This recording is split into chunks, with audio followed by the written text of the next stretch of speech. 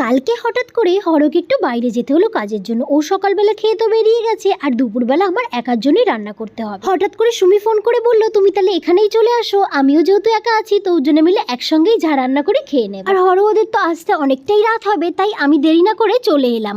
আর এসে দুজনে মিলে একটু গল্প করলাম, আর ওর তো রান্নাও করছিল। আর ওদের রান্না কিন্তু আমাদের থেকে টোটালি আলাদা। তো চিংড়ি মাছ দিয়ে আলু দিয়ে করেছিল, আর কুমড়ো ফুলের বড়া, আর সঙ্গে ছিল পালং শাক ভাজা। ব্যাস তাই দিয়ে দুজনে মিলে গল্প করতে করতেই খেয়ে নিলাম, তারপর একটু রেস্ট করে নিলাম। সন্ধ্যাবেলা ভেবেছিলাম বাড়িতে চলে আসবো, কিন্তু সুমি বললো এখন আর যেতে হবে না, দুজনে মিলে এখানেই রান্না করি, রাত্রেরটাও এখানে খেয়েই তোমরা তারপর যাবে। তাই আমি আর ও সন্ধ্যাবেলা চিকেন কিনতে বাইরে গিয়েছিলাম।